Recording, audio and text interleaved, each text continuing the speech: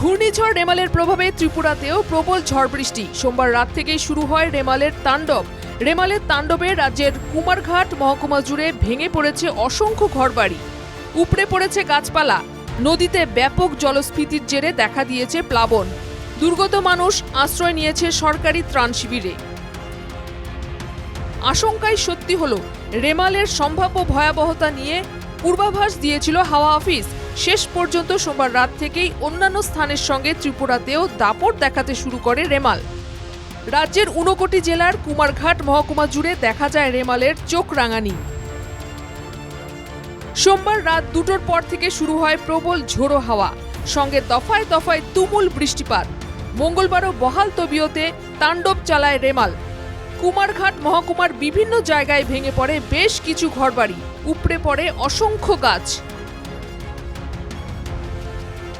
তুমুল বৃষ্টির জেরে ফুলে ফেপে উঠেছে কুমারঘাট মহকুমার মনু এবং দেও নদী।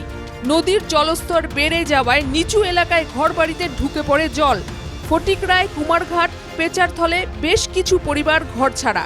পাল্লা দিয়ে নদীর জল বাড়ছে, অবনতি হচ্ছে বন্যা পরিস্থিতির। বন্যা দুর্গত পরিবারগুলি সরকারি ত্রাণ শিবিরে আশ্রয় নিয়েছে। কালকে রাতেতেই তো খুব বৃষ্টি হইতেছে, জল বাড়তেছে, আর ফ্লাড মানে প্রতি বছরই ফ্লাড হয়। আমরা তখন খুব চিন্তিত, তখন শরণার্থী হইতে হইব, এছাড়া তো আর বুদ্ধি নাই। গেছে, আমরাও গেছি, তখন আমরা বাড়িতে জিনিসপত্র নিতেছি, হাই স্কুলে যেতেছি, জল বাড়তেছে, প্রচণ্ড বাড়ে, ওখানে বৃষ্টি চলে। এখানে তো আমরা এখানে তারাও গেছি, ফার্স্ট আমরা গেছি, আরও তো আছে পরিবার জনবসতি, তারাও দেয় গাছকুটি বান্ধে প্রধান আইছিল ইয়া হইয়া গেছিল, আমরা স্কুলে যেতাম, তারা স্কুল খুলিয়া দিয়েছেন। পরিস্থিতি মোকাবিলায় তৎপর কুমারঘাট মহকুমা প্রশাসন। সময় যত গড়াচ্ছে ততই বাড়ছে বন্যা দুর্গতদের সংখ্যা, প্লাবিত হচ্ছে নতুন নতুন এলাকা। দেখা গেছে যে রাত্রেবেলা থেকে তুমুল হারে ঝড়, সবখানে বৃষ্টি পড়ে। তো সকালবেলায় আমরা এটাকে করার জন্য ওয়াটার রিসোর্স ডিপার্টমেন্টকে আমরা রিকোয়েস্ট করি for time to time river water level study করার জন্য। তো আমরাও অ্যাকর্ডিংলি আমাদের ফিল্ড লেভেলে যারা আছেন তাদেরকে সেন্সিটাইজ করি। তো বিভিন্ন জায়গাতে আমাদের যে তহসিলদার আছেন বা ডিসি আমরা আছেন তাদেরকেই ফিল্ড লেভেলে পাঠায়। তো সেখানে জলস্তর বাড়ার যে দৃশ্য এটা অবজার্ভ করার পরে আমাদের সিদ্ধান্ত নিই যে যেখানে যেখানে লো লাইং এরিয়াজ আছে আমাদের সাব ডিভিশনে, সেখানে আমরা আইডেন্টিফাইড যে শেল্টার হাউস আছে এগুলো আমরা ওপেনিং করার প্রস্তাবনা দিই। মহকুমা শাসক জানান, নদীর জল বৃদ্ধির দিকে সতর্ক নজর রাখছে বন্যা নিয়ন্ত্রণ বিভাগ। কুমারঘাট, ফটিকরায় এবং পেচারথলে 4টে ত্রাণ শিবির খোলা হয়েছে প্রশাসনের পক্ষ থেকে। 4টে শিবিরে এখনও পর্যন্ত আশ্রয় নিয়েছেন 126 জন। এমন দেখা গেছে যে কিছু কিছু লো লাইং এরিয়া এখনও হয়তো আমাদের সেরকম ডেঞ্জার লেভেলে আমাদের ওয়াটার লেভেলটা আসেনি, যদিও water resource department already continuously এটা কিন্তু অবজার্ভ করে যাচ্ছে।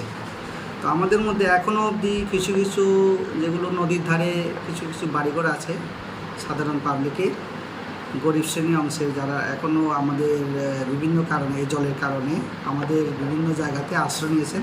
দেখা গেছে এখন অবধি আমাদের কাছে যা রিপোর্ট ফিল্ডে টোটাল 126 জন আমাদের 4টা শিবিরে আশ্রয় নিয়েছেন। তার মধ্যে বাচ্চা আছেন 25 আর বাকি 101 জন। রেমালের তাণ্ডব এবং বন্যা মোকাবিলায় লাইফ জ্যাকেট, নৌকা সবকিছুই মজুত করে রাখা হয়েছে। ইতিমধ্যেই জলবন্দীদের উদ্ধারে নামানো হয়েছে নৌকা। প্রস্তুত রাখা হয়েছে বিপর্যয় মোকাবিলা বাহিনী এবং কুইক রেসপন্স টিম। এটি আমরা জানেন, আমরা যারা আপদা মিত্র বলেন বা কিউক রেসপন্স টিম অলরেডি আমরা এগুলো আমাদের কাছে রিপোর্ট করে গেছে। তো সমস্ত ধরনের লাইফ জ্যাকেট বলেন, ইনফ্লেটেড রাবার বোট বলেন, এগুলো আমাদের রেডি আছে। কোথাও যদি অপ্রীতিকর ঘটনা ঘটে আমরা এটা কুইক রেসপন্স যাতে করতে পারি, আমরা সর্বদাই প্রস্তুত। পরিস্থিতি ভয়াবহ হয়ে উঠছে, বৃষ্টি এখনো থামেনি, নদীর জল বাড়ছে, ফলে পরিস্থিতির অবনতির আশঙ্কা রয়েছে। তবে জনসাধারণকে আতঙ্কিত না হয়ে সুরক্ষিত জায়গায় আশ্রয় নেওয়ার আবেদন জানিয়েছে মহকুমা প্রশাসন। কুমারঘাট থেকে জনি ভট্টাচার্যের রিপোর্ট, NK টিভি বাংলা।